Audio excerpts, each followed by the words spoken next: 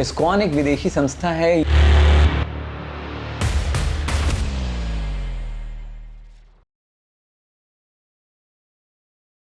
इस वक्त आप देख रहे हैं द पीपल ऑफ प्रयागराज, जहां हम आपको उन लोगों से मिलवाते हैं जो इस शहर की पहचान है। और मैं उस पॉडकास्ट की होस्ट तनिष्का चौरसिया। मेरे साथ इस वक्त जो गेस्ट मौजूद हैं वो बड़े ही ख़ास हैं। इस्कॉन प्रयागराज के जाने माने चेहरे, जो कि एक IIT ग्रेजुएट हैं, एक गीता लाइफस्टाइल टीचर हैं, एक मोटिवेशनल स्पीकर हैं, इस्कॉन प्रयागराज के सेक्रेटरी हैं और साथ ही साथ एक कंटेंट क्रिएटर भी हैं। Shiv Kumar Krishnadas ji. Hare Krishna. Hare Krishna. It's an honour doing podcast with you. जब मुझे पता चला कि आप इस पॉडकास्ट के लिए आ रहे हैं तो मुझे यकीन हो गया था कि मेरे साथ जितने भी व्यूअर्स इस पॉडकास्ट को देखने वाले हैं सब बहुत कुछ सीख के जाने वाले हैं। कैसे हैं आप? Okay. Hare Krishna. Hare Krishna. I am very grateful that आप सभी ने हमें यहाँ बुलाया। तो आपकी टीम का बहुत बहुत धन्यवाद, लोकल प्रयागराज का बहुत बहुत धन्यवाद। And before I speak anything I just offer short prayer so that whatever I speak is the best thing that can contribute something good for the society and good for me and good for you everyone.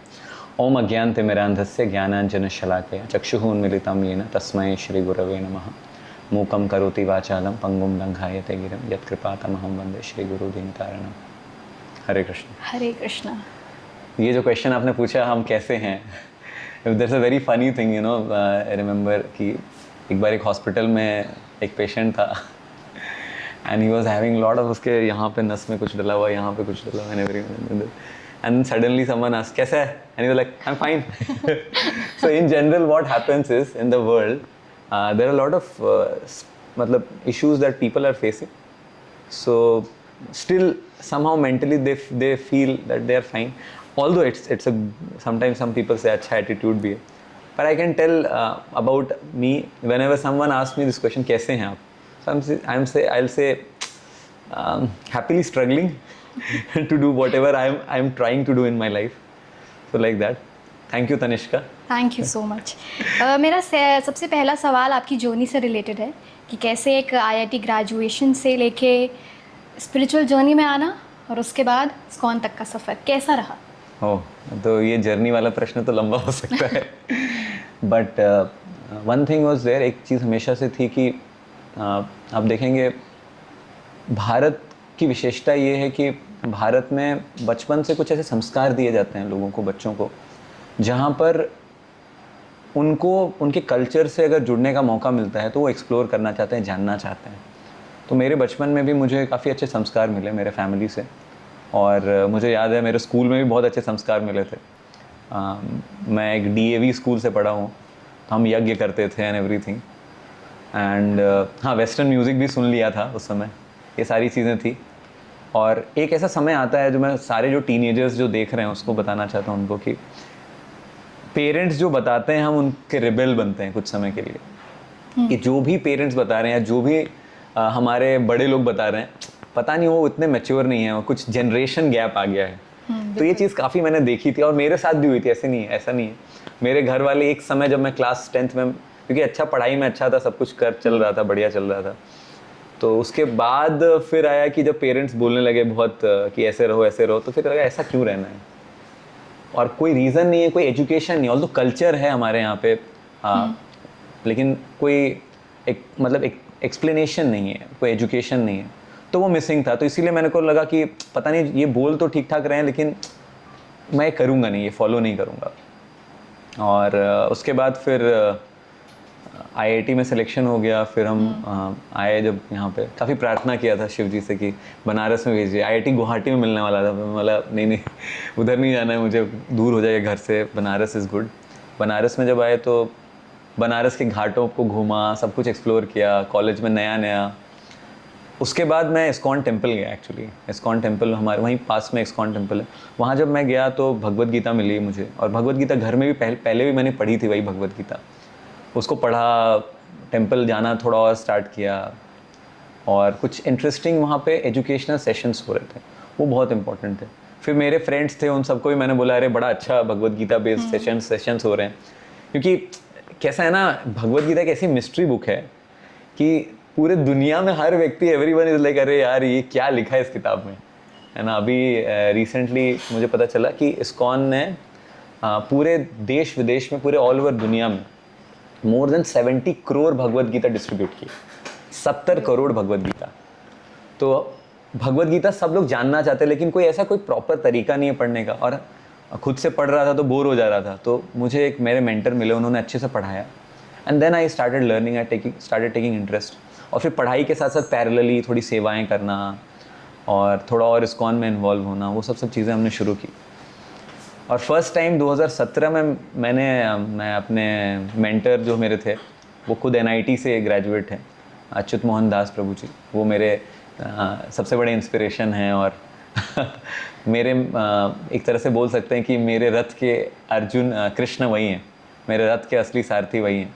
तो उन्होंने मुझे काफ़ी अच्छा help किया, guide किया। तो मैंने उनसे पूछा कि प्रभु जी ये आप मंक बने हैं, तो क्या कोई नॉर्मल आदमी भी मंक बनता है क्या? मतलब हम नॉर्मल लोग भी मंक बनते हैं क्या? एंड ही वाज लाइक या बनते हैं, हम भी नॉर्मल ही हैं। आई वाज लाइक अच्छा, I don't know. Then he told me you can also try if you wish. And वो मोमेंट था जब मुझे लगा कि हाँ लेट अस ट्राई। तो 2017 की बात है। उसके बाद फिर एजुकेशन कंप्लीट किया। 2019 में I graduated from IIT। Then I worked in a multinational company in Gurgaon for 3 years, and I was in product assistant product manager था मैं, रिज़ाइन करने से पहले। एंड देन लेटर ऑन फिर उसके बाद मतलब 4 साल पढ़ाई, 3 साल जॉब, और उसके बाद फिर मैंने उनको बोला कि अभी I would like to join ashram. So he asked me कि क्या तुम्हारे पेरेंट्स को सफिशिएंट पैसा दिया है तुमने? I was getting a seat, मतलब I was getting quite good salary. And मुझे याद है गुड़गांव में I used to stay in a shared apartment and everything. 8,000 रुपये महीने में मैं गुड़गांव में रह रहा था। 2019 की बात कर रहा हूँ। और सारा पैसा बचा करके भाई को पढ़ाया, पेरेंट्स के लिए दिया, और सारा कुछ करके and then later I wish to join. तो उन्होंने बोला ठीक है आ जाओ। तो ये हमारा एक जर्नी था छोटा सा।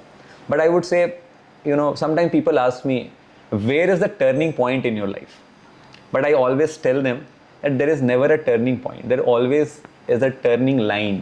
You know, there is a point, and then you start choosing that point, and then the point takes you to a curve or takes you to a line. And that was where I can say that वो एक special चीज़ मुझे मिली। और जब मैं corporate में भी था, job कर रहा था, मैंने देखा है ऐसे लोगों को जो CEOs हैं, जो CXOs हैं, बड़े बड़े लोग मर्सिडीज़ में आते हैं, सब कुछ करते हैं, लेकिन बेसिक चीज़ों में स्ट्रगल है, सेटिस्फैक्शन नहीं है। तो वो जब मुझे दिखा तो मुझे लगा कि हाँ यार, जो भक्ति का प्रोसेस दे सकता है, मटीरियली मैं हो सकता है 10 साल के बाद ये CEO बन जाऊँ, CXO बन जाऊँ, लेकिन ये जो भक्ति का प्रोसेस मुझे दे सकता है 100%, जब मैं भक्ति लाइफ में जो टाइम स्पेंड करूँगा, वो शायद CXO या CEO बनने में शायद वहाँ पे ना मिले। क्योंकि वहाँ पे वो फ्रस्ट्रेशन, वो स्ट्रेस, ऐसा नहीं यहाँ पे स्ट्रेस नहीं, यहाँ पे भी है स्ट्रेस है, स्ट्रगल है, मेहनत बहुत है भक्ति लाइफ में। एक दिन की भी छुट्टी नहीं होती है। Every day is a working day, every day is a working, and even Saturday Sundays are like even more hectic. तो ये एक बहुत स्पेशल लाइफ की अपॉर्चुनिटी मिली मुझे। And then we started for a training programme वगैरह हमारा हुआ, and then it started like that. बस डू यू रिमेंबर कौन से आप एज में पहली बार इस्कॉन गए थे? या I feel it, I was just 17 और 18 years old. कैसा महसूस हुआ था उस टाइम जब पहली बार इस्कॉन गए थे? तो फर्स्ट टाइम गया तो मतलब it was not very magical, it was like normal. एक मंदिर जाते हैं, बट थोड़ा क्लीन मंदिर था, थोड़ा ऑर्गेनाइज था चीज़ें, मतलब not like everyone is going to the deities and doing all their stuff. चीज़ें काफ़ी ऑर्गेनाइज थी, वो सब था। बट एज आई से it's like for me it was never a turning point, it was like a turning line. तो जब प्रभु जी, कई लोगों को भी ऐसा लगता है कि इस्कॉन एक विदेशी संस्था है, या तो आप उन लोगों को क्या बताना चाहेंगे कि इस्कॉन की स्थापना कब और कैसे हुई? इस्कॉन एक विदेशी संस्था है, ये जनरली देखिए भारत में बड़ा इंटरेस्टिंग है। भारत में एजुकेट करने के लिए एजुकेटर्स, डॉक्टर्स और वकील ये आपको फ्री में मिल जाते हैं, है ना। फ्री में मतलब आपके घर का पड़ोसी जो रहेगा, आप बीमार पड़ोगे, अरे ये खा लो, ये टैबलेट दे देंगे, है ना। या गाइड करने के लिए फ्री में गाइडेंस तो बांटने के लिए लोग बहुत एक्सपर्टली बांटते हैं कि मैं जो बता रहा हूँ उस प्रकार से चीज़ों को करो, क्योंकि लोग खुद एजुकेट नहीं होते हैं लेकिन दूसरों को एजुकेट करना चाह रहे हैं आज के समय में। तो इस्कॉन के बारे में लोगों को ज़्यादा पता है नहीं अभी, जैसा मैं अभी भी प्रयागराज में, like very unfortunate, but many people that do not know about ISKCON. And interestingly ISKCON की स्थापना प्रभुपाद, शिला प्रभुपाद जी जो बंगाल से थे, अभी रिसेंटली मैंने एक रील देखा, एक व्यक्ति है उन्होंने बोला कि प्रभुपाद वाज बंगाली, इस्कॉन जैसा बड़ा ऑर्गेनाइजेशन, ये सारा everything began with a Bengali person. So Srila Prabhupada, his divine grace Srila Prabhupada Abhay Charanaravinda Swami Bhaktivedanta Swami, so he actually started in Jhansi, पर झांसी में people were not showing that much interest, and उन्होंने जो सेंटर स्टार्ट किया सब कुछ हो गया, and then because people were not that much interested, और या बोल सकते हैं कि people were not having that much priority for that thing at that time, उनको वेस्ट के साथ कॉम्पीट करना था, तो they were having something else in that place, तो उनको जगह मिला, उनसे वो जगह ले लिया गया। Then he struggled in Delhi and everything and everywhere, and then actually his guru had told him, Srila Prabhupada's guru in 1922, he had told him, you are a young intelligent man, you should preach in English language to the western audience. तो उनको लगा कि हाँ मेरे गुरु ने बोला था I should do that, so he saved every penny. He didn't have anything at that time, although he had a big business in Prayagraj. Actually he stayed in Prayagraj for more than 2 decades, and he was bankrupt, he didn't have any money, he was a sannyasi. And then later on he told, अच्छा अभी तो जो गुरुजी ने बोला I'll do that. At the age of 69, in 1965 he started on a cargo ship, cargo ship, you know, it's like very terrible. So cargo ship से he went to US, and because people there they picked that up, so there ISKCON started, मतलब sorry मैं अंग्रेजी भाषा में चला जा रहा हूँ, तो 1965 में जब वो निकले कार्गो शिप में, कार्गो जहाज में बहुत परेशानी हो रही थी। वो सारी परेशानियों के बीच में जब वो पहुँचे और बॉस्टन पहुँचे, फिर न्यूयॉर्क पहुँचे, और न्यूयॉर्क में जब उन्होंने शुरू किया तो लोगों ने इंटरेस्ट दिखाना शुरू किया, उसमें काफ़ी इंटरेस्ट दिखाना शुरू किया, और जब इंटरेस्ट दिखाना शुरू किया तो वहाँ पे पहला जो इस्कॉन का स्थापना 1966 में उन्होंने किया था। ओके, 1966 में, और वहाँ से ये जर्नी शुरू हुई, इस्कॉन की पूरी जर्नी। पर उसके बाद भी प्रभुपाद ने जब 1971 में वो इंडिया आए तो उन्होंने मुंबई में ISKCON India corporation, ISKCON India को इस्टेब्लिश किया। और मज़ेदार चीज़ ये है, इस्कॉन का हर एक मंदिर अपने आप में एक इंडिविजुअल एंटिटी है, फाइनेंशियली एंड इवन मैं आपको बताऊंगा मैनेजरियल लेवल पे भी हर एक मंदिर के टेम्पल प्रेसिडेंट्स होते हैं जो डायरेक्टली मैनेजमेंट पिक करते हैं। तो ऐसा कोई स्पेसिफिक वो नहीं है, एक इस्कॉन अगर विदेश में खुल जा रहा है और एक इस्कॉन इंडिया में खुल गया, उन दोनों के बीच में फाइनेंशियली कोई भी कनेक्शन नहीं है, जीरो कनेक्शन। इवन इस्कॉन एक यहाँ पे खुला है ए सिटी में और एक बी सिटी में खुला है, उन दोनों के बीच में फाइनेंशियल कोई भी कनेक्शन नहीं है, they don't have any financial connection. और ये प्रभुपाद ने स्ट्रेटेजिकली किया, क्योंकि आज देखिए इस्कॉन इतनी मेहनत कर रहा है, तो आज का जो लोकल व्यक्ति है, जो लोकल इस्कॉन का व्यक्ति है, उसको लोग देखते हैं तो देखते हैं कि हाँ ये मेहनत कर रहा है, और जब वो मेहनत करता है तो उसको उसके हिसाब से रिस्पेक्ट मिलती है, रिसोर्सेज मिलते हैं और लोग मिलते हैं। और अगर वो नहीं करेगा, तो प्रभुपाद को पता था अगर ये नहीं करेंगे, दिल्ली या बम्बई में कोई व्यक्ति बैठा है, वहाँ तो बहुत सारे इन्फ्लुएंशियल लोग हैं, बहुत सारा पैसा भी आ रहा है, तो ठीक है प्रयागराज में कोई बैठ के चिल कर सकता है या कुछ उल्टे पुल्टे एक्टिविटीज़ कर सकता है इस्कॉन के नाम पे, लेकिन यहाँ के व्यक्ति को भी सिंसियर रहना पड़ेगा, इसलिए प्रभुपाद जी ने इसको इंडिपेंडेंट किया। तो ये बहुत आई वुड से अनफॉर्चुनेट है कि लोगों को पता नहीं है इस्कॉन के बारे में, भले नाम इस्कॉन हो गया। इंटरेस्टिंगली प्रभुपाद का ये भी बहुत अच्छा एक कारण बना कि लोगों ने पिक किया भारत में। मुझे याद है अहमदाबाद के बारे में प्रभुपाद लिखते हैं एक जगह कि अहमदाबाद में एक बार बहुत अच्छा संकीर्तन निकला जिसमें 40 विदेशी लोग थे, महिलाएं और पुरुष जो भी थे। तो विदेश के जो लोग को देख करके कुछ भारतीयों ने उनको बुलाया और उनको पकड़ करके उनके स्किन पे ऐसे ऐसे रब किया, चेक करने के लिए कि ये ओरिजिनल वाइट स्किन है कि नहीं है, ये ओरिजिनल अमेरिकन है कि नहीं है, या केवल देखने में अमेरिकन है। तो क्योंकि भारत इन्फ्लुएंस था तो विदेश में शुरू करना बहुत अच्छा हुआ, और आज देखिए आज इस्कॉन इंडिया जो है पूरे विश्व को लीड कर रहा है, और पूरे विश्व में अलग अलग जगह भारत से ही लोग जा रहे हैं अभी भी। तो वो काम हुआ है। अब विदेशी भक्तों का हम बहुत बहुत धन्यवाद करना चाहेंगे। एक एक विदेशी भक्त, उन लोगों ने प्रभुपाद के एक एक स्टेटमेंट को रिकॉर्ड किया है, और उसके कारण इतना जो डीप खजाना है, इतना जो डीप नॉलेज है, वो सारा मिल पाया हम लोगों को। उन लोगों ने आउट ऑफ द वे जाकर के, उनका कल्चर नहीं, वो जानते नहीं कृष्ण कौन है। इंटरेस्टिंग है, they do not know who is Krishna and still they loved Krishna, they served Krishna and they did everything for the Indian culture. So we should be grateful for the Videshis. But yeah, ISKCON originally अगर आप देखेंगे तो एक Indian culture से आता है और ये बहुत पुराना कल्चर है। ऐसा नहीं है कि ये जस्ट कुछ साल पहले शुरू हुआ है, काफ़ी पुराना कल्चर है। Yeah, sorry for the very long answer. बहुत खूबसूरती से आपने जवाब दिया। मेरा अगला सवाल आपसे ये है प्रभु जी, साधना क्या है? अगर कोई साधना करना चाहे तो उसकी शुरुआत कैसे कर सकता है? आप अपने एक्सपीरियंस के साथ भी बता सकते हैं कि आपने साधना की शुरुआत कैसे की? Very deep question. देखिए, हमारे शास्त्र बताते हैं कि हमारा जो साध्य है, साध्य इज अ गोल। सो साध्य को प्राप्त करने की जो विधि होती है उसे साधना एक्चुअली जो वर्ड है वो वर्ड एक्चुअली साधन है, लेकिन उसको साधन और कुछ अंग्रेजी में बार बार बात कर करके वो साधना हो गई है। जो मैं साधन की बात करता हूँ, साधन मतलब मीन्स होता है। जैसे गाड़ी है तो आपको पता है ये डेस्टिनेशन है, तो ये गाड़ी को यूज करते हैं, एक साधन है। आपने सुना होगा इस शब्द का हिंदी में प्रयोग करते हैं, साधन है जहाँ से मैं एक जगह से दूसरे जगह पहुंचूंगा। तो हमारे शास्त्रों में 3 चीज़ों के बारे में बताया गया है। शास्त्रों को अगर आप ब्रॉडली कैटेगराइज करें तो पहली चीज है, उसको कहते हैं संबंध। संबंध मतलब रिलेशनशिप। सेकेंड है अभिधेय। अभिधेय मतलब the process. And the third thing is प्रयोजन। प्रयोजन मीन्स द डेस्टिनेशन।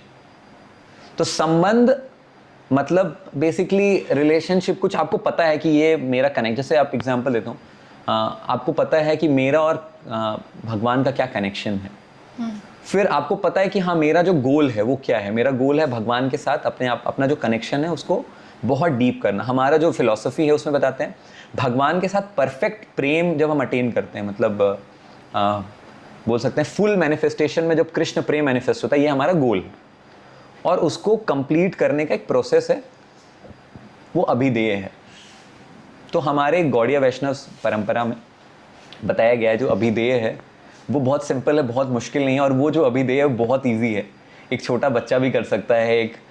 मुझे लगता है कि सबसे डेमोक्रेटिक साधन वही है।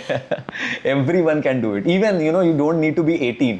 सो बहुत अच्छा श्लोक है, नाम नाम अकारी बहुधा निज सर्व शक्ति सत्रार्पिता नियमिता स्मरण निकाला। बहुत कॉम्प्लिकेटेड है, लग रहा है संस्कृत। मीन्स ये जो साधन है ये एक ऐसा साधन है, क्या साधन है? भगवान के नाम को लेने का साधन है हमारा। तो बहुत सिंपल है, हरे कृष्ण महामंत्र है, हरे कृष्ण कृष्ण कृष्ण हरे हरे, हरे राम राम राम हरे हरे। ये है साधन। और ये एक ऐसा साधन है जिसके माध्यम से, ये हमारा एक ऐसा मीन्स है जो हमें हमारे गोल की तरफ लेकर के जाएगा। और ये जो साधन है इसके बारे में ऐसा बताया जाता है कि ये कलयुग के हिसाब से, देखिए हर एक युग में अलग अलग तरह के साधन थे।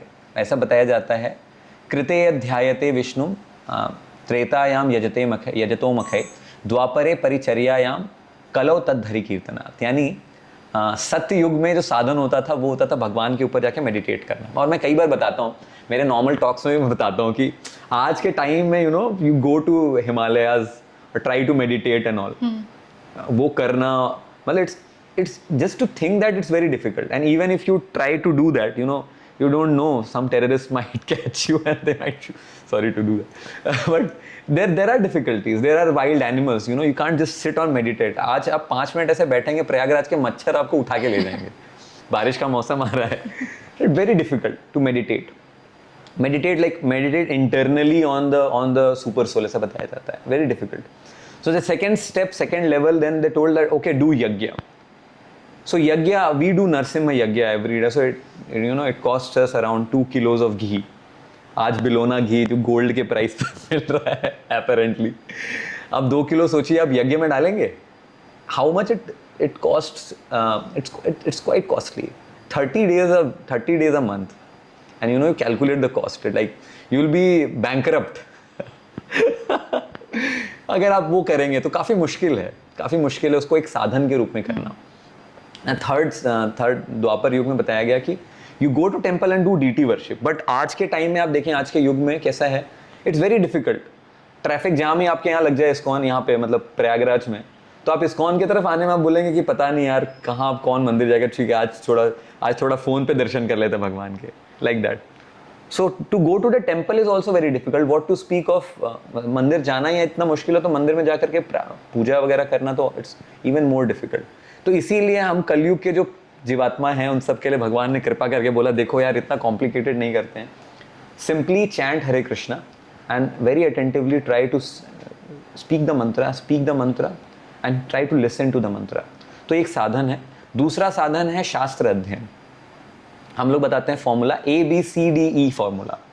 A for association, associate with right kind of people and specially if you associate with people who are जो डिवोशनल माइंडेड हैं, जो डिवोटी भक्त हैं, उनके साथ आप एसोसिएट करिए, वो पहला साधन है. B is for books, read spiritual books, read Bhagavad Gita, read Shrimad Bhagavatam, that is B. C is for chanting Hare Krishna Krishna Krishna Hare Hare, Hare Ram Ram Ram Hare Hare. Two kinds of chanting. One is like आप अगर मुझे मिलेंगे streets पे, मैं streets पे भी मिलूंगा आपको हरि नाम करता हुआ, तो वहाँ पे मृदंग लेकर के, हारमोनियम लेकर के हम डांस करते हुए जाते हैं, वो भी एक संकीर्तन है. But the second thing is very important, where you sit peacefully in a calm atmosphere, try to listen very carefully to each mantra. That is japa, and that is one of the foremost of the sadhana. A, B, C, D. D is for diet. Diet is like honor Krishna Prasad. तो कृष्ण प्रसाद लीजिए. प्रसाद आप सभी को भी हमने खिलाया है थोड़ा. It's very very I would say relishable. बहुत मज़ा आता है प्रसाद लेने में. और इस्कॉन में आप जाएंगे तो आप ऐसे बोलेंगे प्रसाद दीजिए, तो बोले ऐसे नहीं, आप ऐसे करिए, फिर आपको एक फुल प्लेट देंगे प्रसाद की. आप सभी को इन्वाइट करते हैं, जन्माष्टमी आ रही है, सभी के लिए प्रसाद है, भरपूर प्रसाद है. तो prasad. And third last one is E for engagement. Engagement means you engage your self in seva, basic सेवा. जो भी आपको सेवा मंदिर में जो भी रिक्वायरमेंट, झाड़ू करना है, पोछा करना है, मेरे लिए एक सेवा है एक पॉडकास्ट करना, ताकि इस्कॉन को हम रिप्रेजेंट करें. तो ये जो भी सेवा है उस सेवा को सेवा करना. तो ABCDE अगर आप करते हैं, this is the perfect combination. How do you do the साधन टू रीच योर साध्य. कृष्ण, जब भी आप ये शब्द सुनते हैं तो कैसी छवि आपके मन में बन के आती है? सिर पे मोर पंख लिए, हाथ में बांसुरी पकड़े, कैसी छवि बन के आती है? Very beautiful shlokas. बहुत सारे सुंदर पद हैं, जो काफ़ी सारे सुंदर पद हैं जो हमारे आचार्यों ने लिखे हैं. बहुत सारे सुंदर पद हैं जो सूरदास भी बहुत अच्छा लिखते हैं कृष्ण भगवान के बारे में. तो हमारे लिए जैसे हम देखते हैं, एक बहुत अच्छा श्लोक मुझे याद आता है, जब भगवान कृष्ण द्वारका में एंटर करे हस्तिनापुर से आकर के, तो काफ़ी समय हो गया है भगवान को. हस्तिनापुर में टाइम स्पेंड किया है, कुरुक्षेत्र का युद्ध किया है, पांडवों के साथ टाइम स्पेंड कर रहे हैं. उत्तरा बोलती हैं स्टे कर जाइए, स्टे कर जाते हैं 1 महीना. फिर युधिष्ठिर बोलते हैं स्टे कर जाइए, स्टे कर जाते हैं. और फिर कितने समय के बाद जब द्वारका में भगवान आते हैं, तो उस टाइम पे एक श्लोक बताया गया है, श्रीमद् भागवतम के प्रथम स्कंद में आता है वो. तो उसमें बताते हैं कि वेरी ब्यूटीफुल श्लोक. उसमें बताते हैं कि कृष्ण भगवान जब एंटर कर रहे हैं तो कैसा हो रहा है ना कि जब अंदर आ रहे हैं तो उनको व्यजन चामर चला रहे हैं. चामर समझते हैं आप? चामर ऐसे पंखा जैसा होता है वो. एक बहुत अच्छा छाता है, वाइट क्लॉथ का, बहुत सुंदर फ्लावर्स वगैरह लगे हैं उसमें, वो छाता है. और कृष्ण भगवान एक बहुत सुंदर माला बोलते हैं, वन माला बोलते हैं उसको, और वो पहन करके येलो ड्रेस में, सर पे मुकुट है, और वो चल रहे हैं उस समय. तो वो जो श्लोक है, उस श्लोक का एक्सप्लेनेशन बताया जाता है. एक उपमा है, उपमा खाने वाला नहीं, एक it's a comparison of upma. So very beautifully he explains that जब कृष्ण चल रहे हैं, द्वारका में एंटर कर रहे हैं, तो ऐसा लग रहा है जैसे सूर्य चंद्रमा, बादल, इंद्रधनुष, बिजली और स्टार्स, ये सभी एक साथ दिख रहे हैं. बहुत इंटरेस्टिंग एनालॉजी है. तो इसमें क्या है, वो जो छतरी है, वो छतरी बहुत सुंदर जो छतरी है, वो सन के साथ कंपेयर किया गया, सूर्य की तरह है वो. और जो दो चामर चला रहे हैं, चामर वो जो पंखा चला रहे हैं, वो जो पंखे हैं वो मून की तरह कंपेयर किए गए. और जब कृष्ण चल रहे हैं तो उनके ऊपर फ्लावर्स फेंक रहे हैं, तो फ्लावर्स जो स्टार की तरह कंपेयर किए गए. कृष्ण की जो धोती है, येलो डैजलिंग धोती, वो धोती जो एक बिजली की तरह, थंडरबोल्ट की तरह। कृष्ण की जो माला है वो वन माला, जो उसमें अलग अलग तरह के फ्लावर्स हैं, तो वन माला जो है वो इंद्रधनुष की तरह प्रतीत हो रही है। और क्लाउड कौन है? बादल की तरह कौन अपीयर हो रहा है? Dark cloud. कौन हो रहा है? सोचिए। Krishna. Krishna is like that dark bluish cloud. तो ये वाला इमेज ये मेरे माइंड में काफ़ी स्टक कर गया जब से मैंने ये श्लोक पढ़ा था। बहुत ही सुंदर श्लोक है श्रीमद् भागवतम का। तो जब भी मैं कंटेम्पलेट करता हूँ तो मुझे वो फोटो, बहुत सुंदर फोटो याद आती है कृष्ण भगवान की। मैं शेयर भी कर दूंगा आप लोगों को। तो ये है कृष्णा। बड़े अद्भुत हैं हमारे कृष्ण, है ना? या तो प्रभु जी, अब हम महाकुंभ 2025 की बात कर लेते हैं। हम सभी को पता है कि महाकुंभ 2025 में इस्कॉन का कितना बड़ा योगदान रहा है। चाहे वो महाकिचन हो जहाँ हर रोज़ लाखों श्रद्धालु आते थे, चाहे वो भगवत गीता का फ्री डिस्ट्रीब्यूशन हो। आप इस योगदान को कैसे देखते हैं? या देखिए, जैसा सबसे पहले तो मैं बहुत धन्यवाद करना चाहूँगा हमारी इस्कॉन इंडिया की टीम का, स्पेशली मेरे जो सीनियर मेंटर हैं इस गौरांग दास प्रभु जी, जो इतना बड़ा इनिशिएटिव लेते हैं। वो खुद IIT बॉम्बे से हैं, 1993 ग्रेजुएट हैं वो, तो हमारे रोल मॉडल हैं वो ये पेन लेते हैं हर जगह। भी उन्होंने जगन्नाथपुरी में भी कुकिंग किया, उनको बहुत ग्रेटफुल हूँ। और हमारे द्वारका की टीम, इस्कॉन द्वारका की टीम, जिन्होंने वो इतना फंड्स लाए, वो अडानी के माध्यम से, अडानी जी को भी बहुत धन्यवाद करूँगा। उन लोगों ने फंड्स दिए, 1 लाख लोगों के लिए हर दिन प्रसाद वितरण हुआ। और इवन भगवत गीता के लिए भी उन्होंने हेल्प किया था। इंट्रोडक्शन टू भगवत गीता हमने फ्रीली डिस्ट्रीब्यूट किया। बिल्कुल। तो मुझे ऐसा लगता है कि देखिए, कुंभ में कंपैरिजन में नहीं कर रहा हूँ, लेकिन कंट्रीब्यूशन के हिसाब से अगर आप देखेंगे तो एक अच्छा प्रसाद जो भी है, इतने सारे श्रद्धालु आते हैं, उनको एक अच्छा प्रसाद मिले। क्योंकि prasad is not just for the body के लिए तो है ही। मैं फर्स्ट टाइम जो मैंने अर्ध कुंभ अटेंड किया 2019 का, तो मैं तो अमेज हो गया था, क्योंकि मैंने हमारे इस्कॉन का जो प्रसाद होता है वो बहुत फेमस है। सारे अगल बगल के साधु सब टाइम निकाल के आते थे इस्कॉन में जाके प्रसाद लेंगे। और मैंने सर्विंग भी किया वहाँ पे साधुओं को। गाजर का हलवा अपने कभी भंडारे में सर्व किया। गाजर का हलवा मैंने फर्स्ट टाइम खाया, मैं वाज लाइक अमेज कि कैसे इतना क्वांटिटी में गाजर हलवा बनेगा। तो काफ़ी क्वालिटी पे हम लोग देखते हैं, ध्यान देते हैं, ताकि लोगों को अच्छा एक्सपीरियंस मिले। और अगेन एक अच्छा एक्सपीरियंस मिलता है ना, तो लोग भी देखिए कोई भी चीज़ को करना चाहते हैं, एक अच्छा एक्सपीरियंस मिलता है। तो ऐसे इस्कॉन में हमने ये करने का प्रयास किया। प्रसाद इज़ वेरी गुड फॉर, हमारे यहाँ बताते हैं अमोघ लीला प्रभु जी, प्रभु के साक्षात दर्शन, दैट इज़ प्रसाद। एंड वो जो प्रसाद है वो जब लोग खाते हैं तो एकदम उनका जो हृदय वो भी प्रसन्न हो जाता है। नेचुरल है वो, परमात्मा से मिलती है जब आत्मा, तो उसको एक अलग लेवल पे सेटिस्फैक्शन मिलता है। परमात्मा और आत्मा जब एक दूसरे के साथ, तो परमात्मा अपना प्रसाद दे रहे हैं कृष्ण, और जब हम वो ग्रहण करते हैं तो हमें बहुत स्पेशल लगता है। तो प्रसाद वितरण स्पेशल था। और सेकंड, जो भगवत गीता डिस्ट्रीब्यूशन, देखिए एक प्रैक्टिकल चीज़ है। आज के समय में अगर आप कुछ देना चाहते हैं किसी को गिफ्ट, जैसे मेरे से भी कई मेरे फ्रेंड्स भी आज भी पूछते हैं यार क्या करूँ मैं, तो मैं बताता हूँ कि बर्थडे गिफ्ट देना है, कुछ भी देना, तो Bhagavad Gita is a very good option.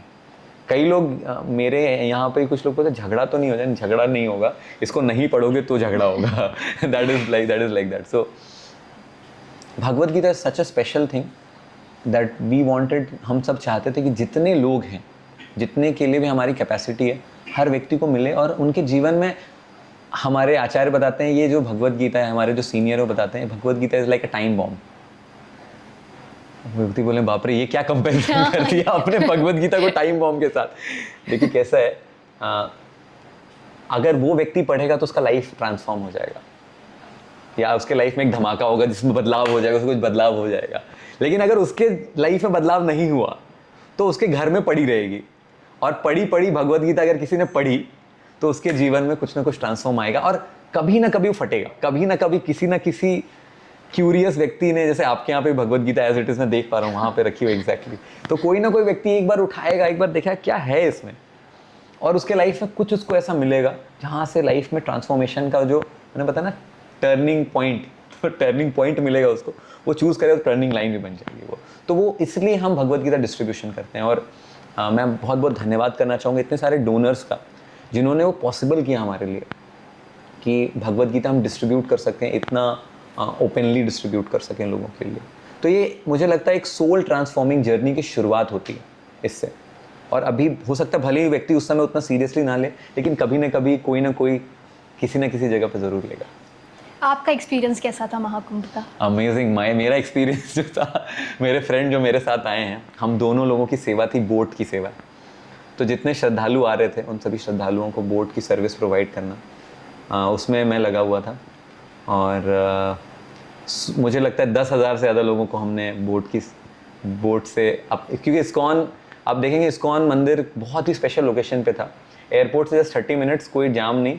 और उसके बाद जहाँ जाम शुरू होता था उस जगह पर से तो हमारी बोट चल रही थी, तो बोट से डायरेक्टली व्यक्ति स्नान करके आ सकता था। और मेरे लिए बहुत स्पेशल था क्योंकि देखिए, हम जब बाहरी ऑडियंस के साथ या लोगों के साथ इंटरेक्ट करते हैं, तो मेरे लिए बहुत स्पेशल था कि कैसे बहुत रिस्पेक्टफुल प्रोफेशनल तरीके से लोगों, क्योंकि सबको स्नान करना है, सबको करना है, सबके पास टाइम कम है, सब बिज़ी हैं, सब फ्लाइट लेके आए हैं, ट्रेन पकड़ के आए हैं, बहुत सारी चीज़ें हो रही थी। पर उसके बावजूद बीच में कैसे हम जो ये इस्कॉन को रिप्रेजेंट करना है, बहुत हमारे लिए स्पेशल था। तो महाकुंभ ने मुझे बहुत अच्छे अच्छे लेसन्स दिए हैं।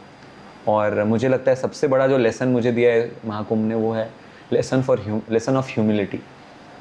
कि कैसे मुश्किल से मुश्किल समय में भी, ऐसा समय था जब बोट्स बंद हो जा रही थी, काफ़ी मुश्किलें हो रही थी, काफ़ी प्रॉब्लम्स हो रहे थे, पर उसके बावजूद भी लग करके और लोगों को बिना डिसरिस्पेक्ट किए हुए, अगर किसी को किया होगा तो माफ़ करिएगा, कुछ गलती हो जाती है इतने बड़े बड़े चीज़ों में, छोटी मोटी, लेकिन जितना पॉसिबल है उतना व्यवहार अच्छा रखते हुए उनको एक अच्छा एक्सपीरियंस देना, उनको एक उनका जो चरितार्थ करने के लिए आए थे, वो जो कंप्लीट करने के लिए आए थे, उसमें असिस्ट करना, ये मेरे लिए बहुत बड़ा फॉर्चून था, लाइफ ट्रांसफॉर्मिंग एक्चुअली।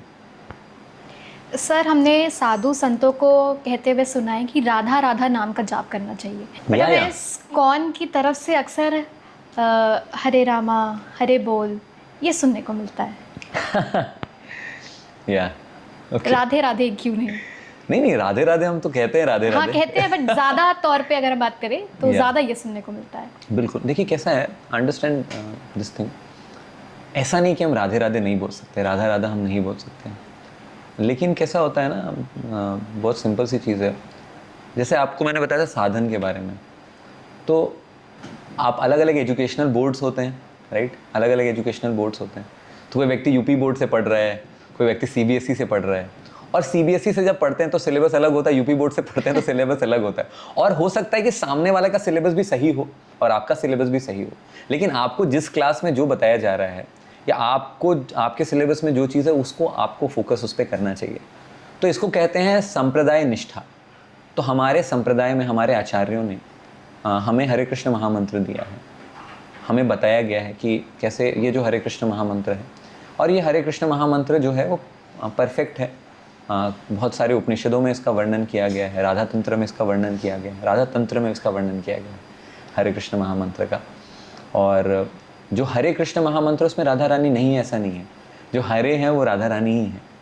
तो जो हरा एनर्जी है हमारी, तो हरा मीन्स एनर्जी, जो भगवान की एनर्जी श्रीमती राधा रानी, तो उनको जब संबोधन करते हैं बुलाते हैं, बोलते हैं Hare O Shrimati Radha Rani, O divine energy of Lord Krishna, Shri Krishna की अंतरंग शक्ति श्रीमती राधा रानी हमारे ऊपर कृपा करिए, हमें आप इंगेज करिए भगवान की सेवा में।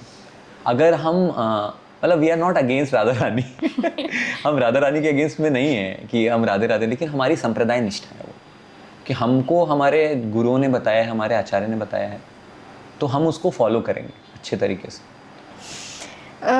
प्रभु जी, सबसे आसान तरीका क्या है भगवान को पाने का? कोई उन्हें तप के माध्यम से पाना चाहता है, कोई प्रेम के माध्यम से, आपके हिसाब से सबसे आसान तरीका क्या है भगवान को पाने का? अरे बाप रे देखिए कैसा इंटरेस्टिंग है ये।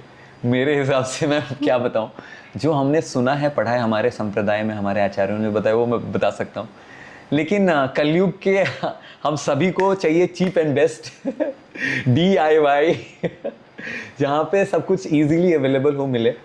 तो मुझे हमारी जो साधना है और हमारा जो गौड़ीय वैष्णविज्म है वो भी बताता है कई बार कि भक्ति योग बहुत स्पेशल प्रोसेस है।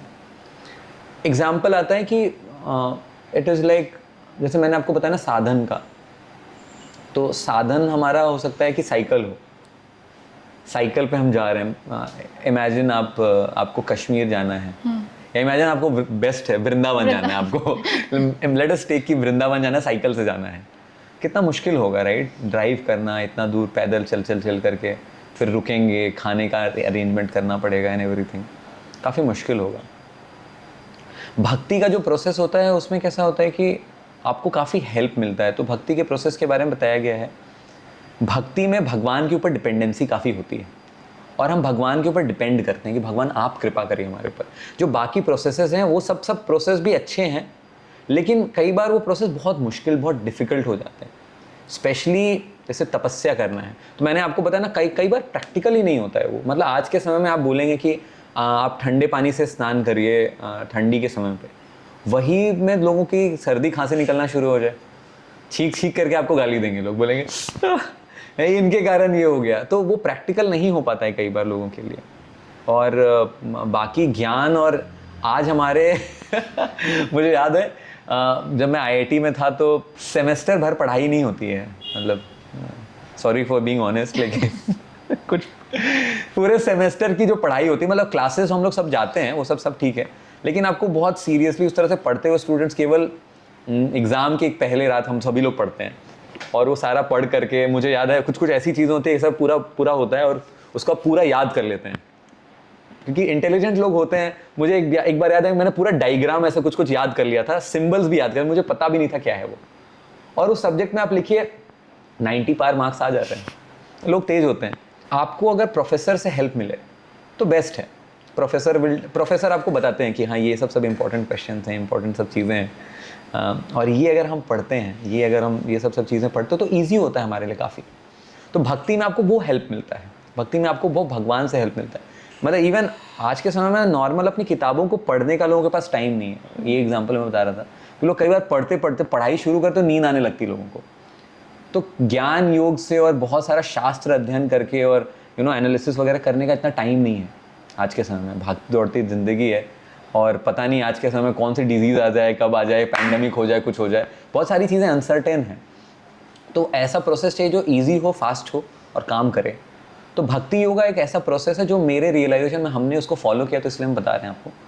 तो उसमें ऐसा है कि भगवान के ऊपर काफ़ी डिपेंडेंसी है और वो आपको हेल्प मिलती है कई बार।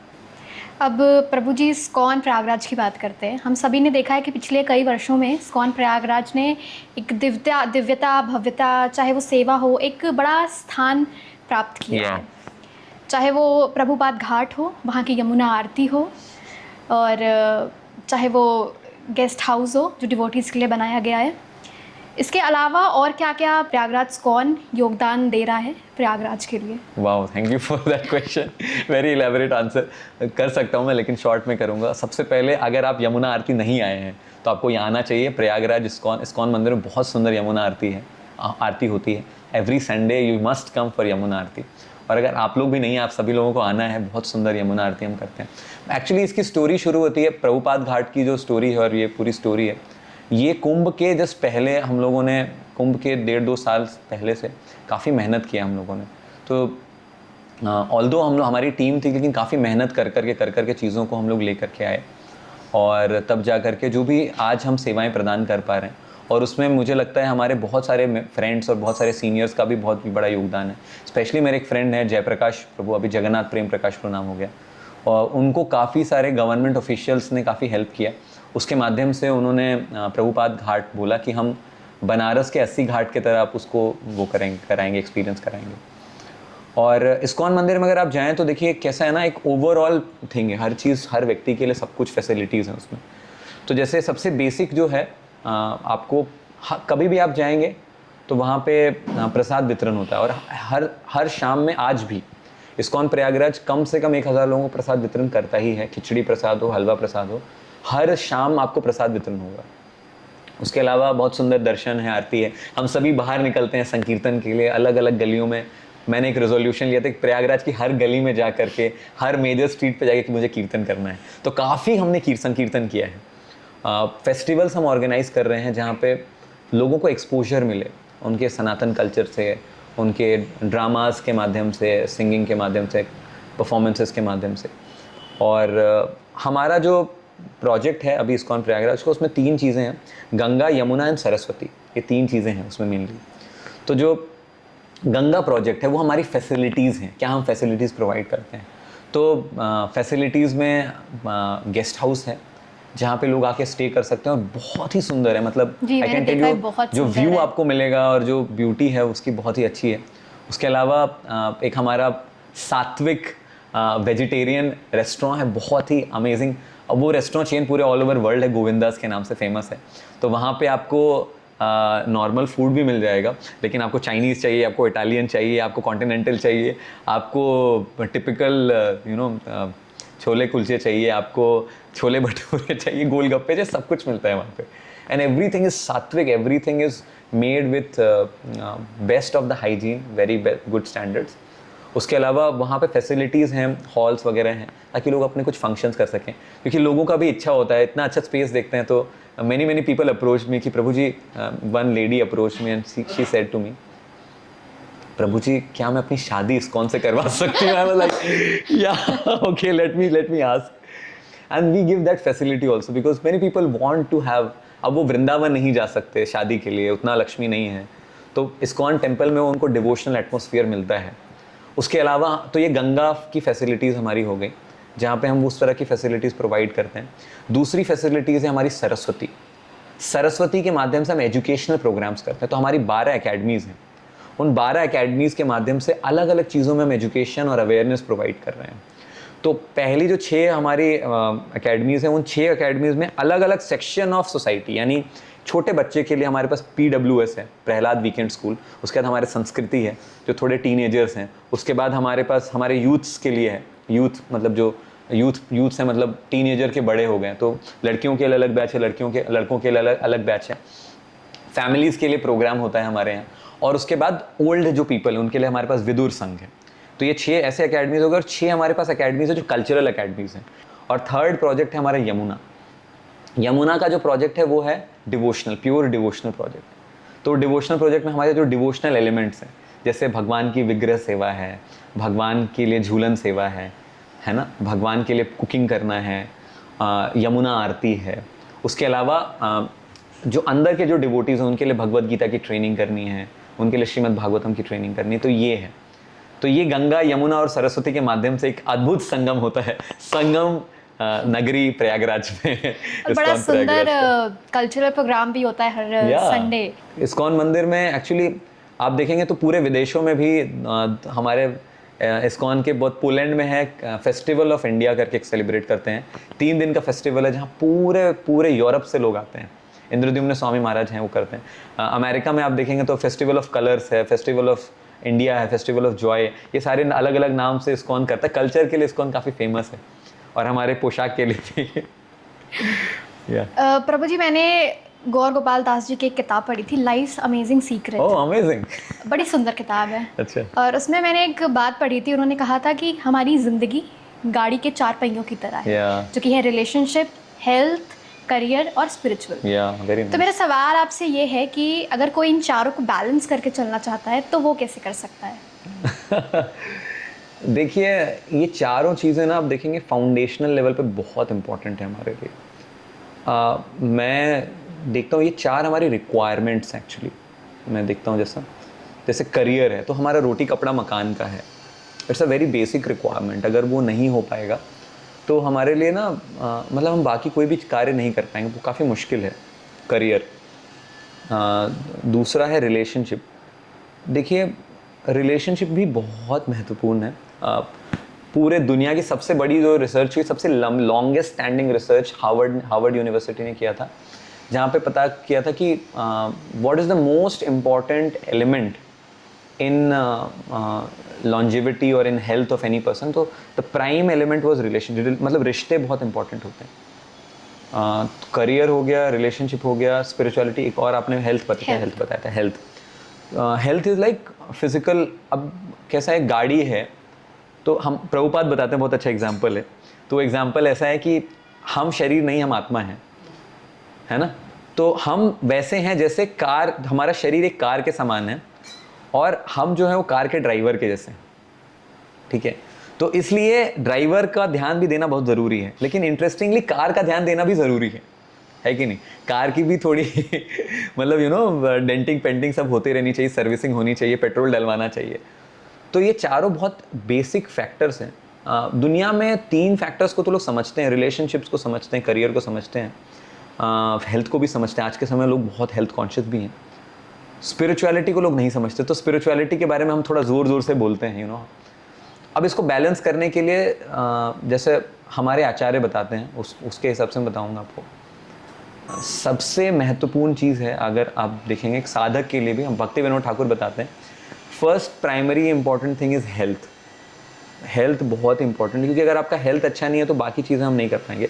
और similar to health is equally good, equally important to health is साधन।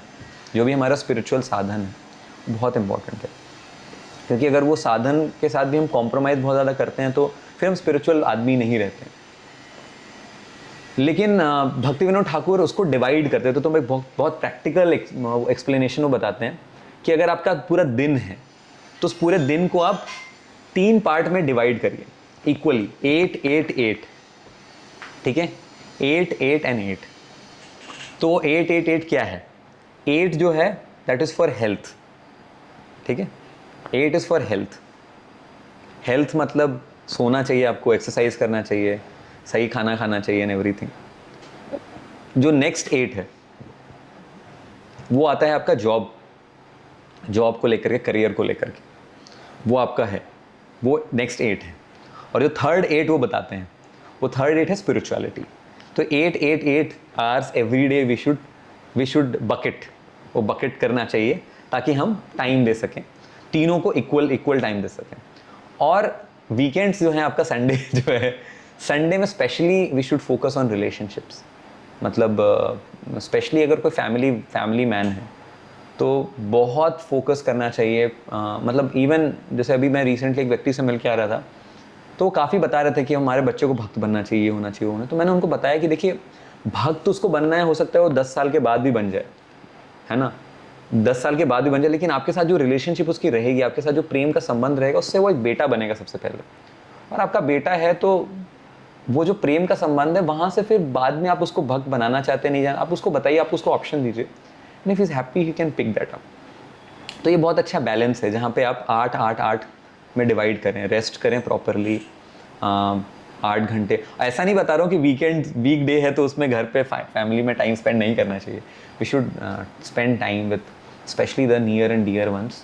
बहुत अच्छे से टाइम स्पेंड करना चाहिए। वो हमारा एक बोल सकते हैं, एक हमारा पैरामीटर है, बैरोमीटर है कि हम कितने खुश रहेंगे अपनी लाइफ में, है ना। तो एसेंशियली ये एक सही तरीका है। और ये जो लास्ट में 8 है स्पिरिचुअलिटी के लिए, तो जो स्पेशली जो ब्रह्मचारी जो आश्रम के जो लोग होते हैं, उनके लिए वो है कि वो 8 घंटा उनको प्योरली साधन करना चाहिए, और उनको कुछ ना कुछ करना चाहिए, कंट्रीब्यूट करना चाहिए। लेकिन कोई फैमिली पर्सन है तो वो जो 8 घंटे उसके लिए होंगे, उसमें उसको रिलेशनशिप पे फोकस करना चाहिए। प्रभु जी, क्या आपको लगता है आज की यूथ धर्म की तरफ ज़्यादा बढ़ रही है? क्योंकि हम जितने भी धार्मिक स्थल देखें, वहाँ अगर हम भीड़ की कंपैरिजन करें, डिवोटीज़ की कंपैरिजन करें पहले के टाइम से, तो अब काफ़ी ज़्यादा बढ़ चुकी है। तो आपको क्या लगता है कि हमारी यूथ आज के टाइम में धर्म की तरफ ज़्यादा बढ़ रही है? आई वुड से आज का जो यूथ है, I would really appreciate our youth, क्योंकि आज का जो यूथ है ना, उसके पास एक स्वाभिमान की भावना है जो हमारे टाइम में नहीं था उतना। मतलब when I was a teenager, उस टाइम पे ये भावना उतनी प्रोमिनेंट नहीं थी, मतलब थी, लेकिन आज के समय में वो प्रोमिनेंट आ गया है लोगों के अंदर कि यार हाँ बिल्कुल, we must learn about our culture, we must know about our culture, it is very important.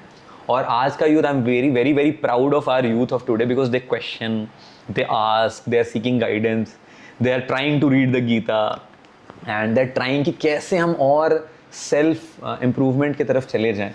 तो वो काफ़ी कर रहे हैं वो। और जैसे आपने बताया, बहुत सारे लोग जो हैं, they are picking up very nicely spirituality, बहुत अच्छा पिक कर रहे हैं। तो I am really proud of the current generation, जिसको वो दिख रहा है।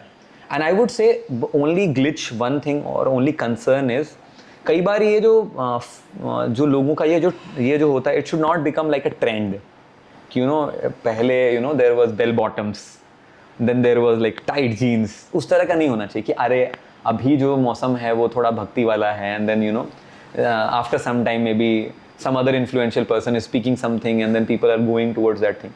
It should be very consistent, and that is my concern. That is why education is important for the youth.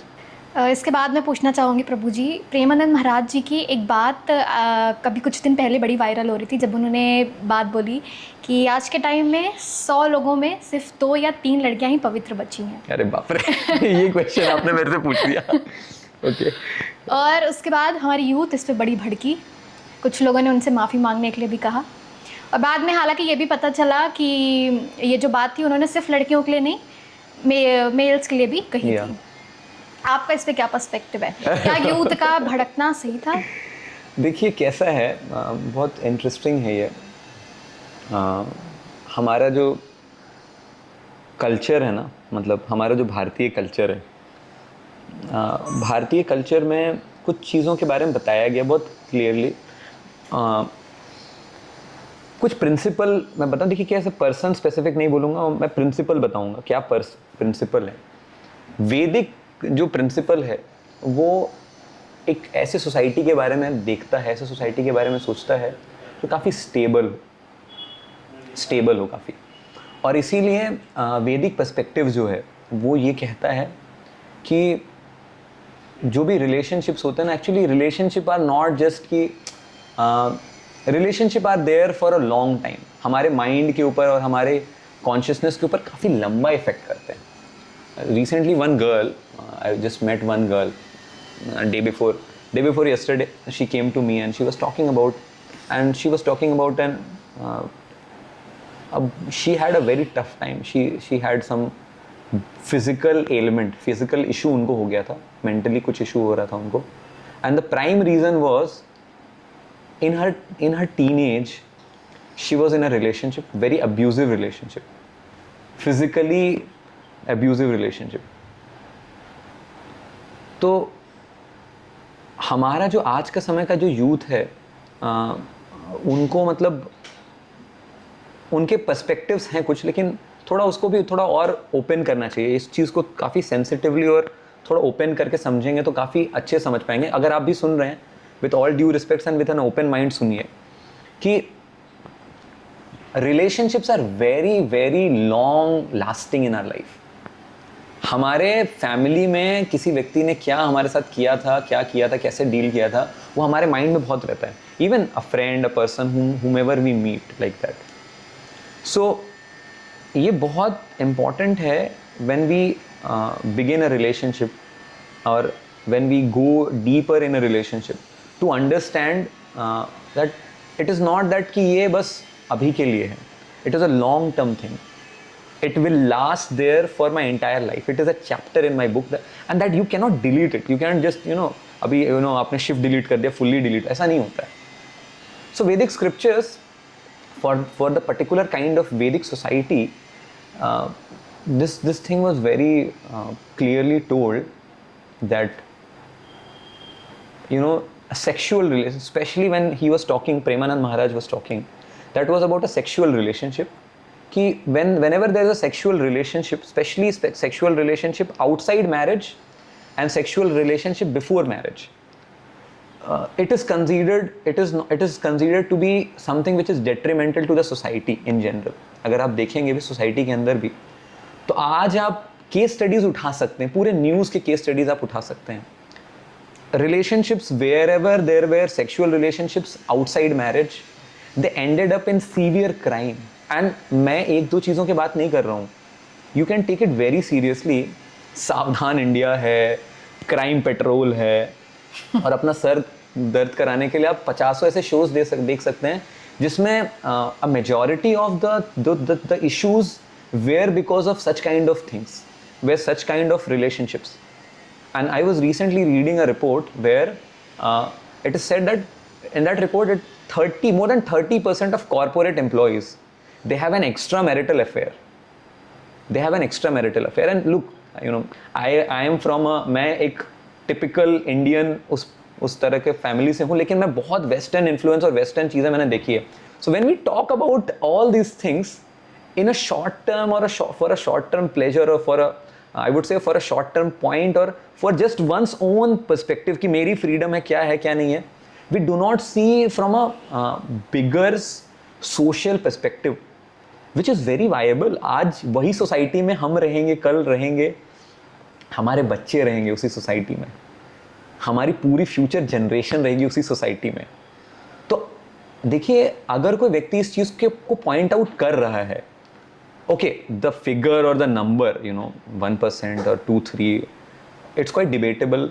Quite काफ़ी चीज़ें बात कर सकते हैं, डिस्कस कर सकते हो कि एग्जैक्टली क्या नंबर है. No one can exactly calculate the number, it's very difficult. But where he is pointing towards, I would see that जहाँ वो पॉइंट कर रहे हैं, जिस दिशा में पॉइंट कर रहे हैं, in one way there is some truth about it. Otherwise, and everyone knows about it. It's not that he is talking something which is very new. The number might be debatable or the way of, because look, he is an elder person also. कोई एक बड़ा आदमी कुछ ऐसा बताता है, कुछ बोलता है with a concern, so he can speak in a stronger way, है ना. वो बोल सकता है, वो डांट सकता है किसी व्यक्ति को. और the role he is playing, look, जो उनके प्रति विद्रोह कर रहे हैं, everything, all that kind of sort of things that people are doing, I would say when a spiritual teacher is speaking, majorly the teaching is for the students. So when he is teaching for the student, it is like he wants कि भाई ये जो students हैं, जो उनसे सीख कर रहे हैं, पूछ रहे हैं, उनको एक गाइड करना चाहते हैं, एक दिशा में बताना चाहते हैं, लेकर के जाना चाहते हैं. मतलब एक रैशनैलिटी तो होना चाहिए, कुछ तो आप लोग ही सिस्टम बता दीजिए. Like you tell, all of you tell, जो भी लोग विद्रोह कर रहे हैं, you tell the underlying principle of beyond of morality. मतलब हम क्या फॉलो करेंगे या क्या चीज़ बोलें जो जिसको आप मोरालिटी के रूप में डिफाइन कर रहे हैं. आप जिस दिशा में जा रहे हैं, extra marital affair is also consider okay. तो कहाँ लाइन ड्रॉ करेंगे आप? Sorry for the long explanation, but the shastras have told, जो शास्त्र बता रहे हैं वैदिक पर्सपेक्टिव, वो है ये कि भाई outside marriage and before marriage, it is a very complicated thing, and it has brought, it will bring, and it is bringing challenges, difficulties in the society that they cannot solve. काफ़ी सारी criminal चीज़ें, काफ़ी लंबा answer दिया मैंने. क्योंकि अभी आपने मूवीज की बात की, तो मैंने भी देखा कि आप सभी महाअवतार नरसिम्हा देखने गए. हाँ, आप सभी को आना चाहिए महाअवतार नरसिम्हा. या हमारे यूथ को वो मूवी क्यों देखनी चाहिए? या वेरी नाइस. एक्चुअली महाअवतार नरसिम्हा में ना एक आपको एक प्रेम कहानी है, महाअवतार नरसिम्हा, जहाँ पे राहुल और सिमरन का प्रेम कहानी नहीं है वो. It is a different kind of प्रेम कहानी वेयर, सो लव के बारे में, प्रेम के बारे में बताया जाता है. Love is tested by difficulties, challenges, problems, है ना. प्रगाढ़ प्रेमेरा ही स्वभाव आचार, निज दुख विघ्नाधीर न करे विचार. यानी स्वभाव, जो प्रेम है ना, प्रेम ऐसा होता है कि जहाँ पे आदमी कैलकुलेट नहीं करता है. क्या कैलकुलेट नहीं करता कि मुझे कितना पेन लेना पड़ा, मुझे कितना डिफिकल्टीज लेनी पड़ी अपने प्रियतम के साथ जो रिलेशनशिप है. तो Prahlad is such a nice example of that. Such difficult time, people try to kill and still he is like अडिग है. वो प्रेम है भगवान के प्रति. Such a beautiful movie, all of us cried tears and we want to go again, we want to go, not getting time because of Janmashtami. Definitely every person who has some inclination, they must go to the movie. Yeah. क्योंकि अब हम इस podcast की ending की तरफ आ रहे हैं. Okay. क्या कलयुग की शुरुआत हो चुकी है? Yeah. कोई एस्टिमेशन कि Long back. You can see the news. You all of you know better than me. कब तक खत्म होगा कोई एस्टिमेशन कलयुग? कितने सालों में? Okay. Just joking. So the Srimad Bhagavatam, Srimad Bhagavad Gita, also they talk about a time. And when we talk about time, the Vedic perspective is very different from the modern science perspective. So don't get confused. But when you are talking with Kali Yuga and all, yugas and everything. So it is said that every yuga, they have a particular pattern. So 4,32,000 years is one Kali Yuga. And double of that is Dwapar. That is why it is called as Dwapar. And triple of that is Treta. And 4 times of that is Satya. So Kali Yuga is the shortest. Because इतना झेल नहीं पाएगी धरती भी. क्या घोर कलयुग में सच में लोग एक दूसरे को खाने वाले हैं? अगेन क्वाइट, मतलब when you hear such kind of statements, like there is a reality to that, but at least when we are not able to visualize the reality or maybe able to understand that kind of reality, indicatively it is very true, it is happening nowadays also. काफ़ी सारे लोग एक दूसरे को मतलब they are trying to ditch each other, compete with each other, और दूसरे एक दूसरे की लेग पुलिंग कर रहे हो, तो नेचुरली दिख भी रहा है आप लोगों को. थैंक यू सो मच प्रभु जी, आप इतना कीमती समय अपना निकाल के हमारे इस पॉडकास्ट के लिए आए. मैं ये बातचीत अपनी ज़िंदगी भर याद रखने वाली हूँ. Thank you so much. Tanishka ji and local Prayagraj team को मैं बहुत बहुत धन्यवाद करूँगा कि आप बहुत अच्छा काम कर रहे हैं और हमें आप एक मौका दे रहे हैं जहाँ हम अपने आप को एक्सप्रेस कर सकें, हम बता सकें कि कैसे लोगों के पास भी अलग तरह का जीवन जीने का भी एक ऑप्शन है, और लोगों के पास एक ऐसा ऑप्शन है जहाँ पे वो प्रयागराज के काफ़ी अच्छे एजुकेटेड, समझदार, तजुर्बेदार सब प्रकार के लोगों से जुड़ें. आप लोगों का ये इनिशिएटिव बहुत सराहनीय है और मैं बहुत तहे दिल से, बहुत हृदय से श्री राधा वेणी माधव, शिल प्रभुपाद जी और इस्कॉन पूरी संस्था की तरफ से आप सभी का बहुत बहुत धन्यवाद करता हूँ कि आपने हमें ये अपॉर्चुनिटी दिया कि हम अपने आप को आकर एक्सप्रेस कर सकें और जो हम हैं उसको रिप्रेजेंट कर सकें प्रॉपरली. बहुत बहुत धन्यवाद आप सभी का. हरे कृष्ण. Thank you. हरे कृष्णा.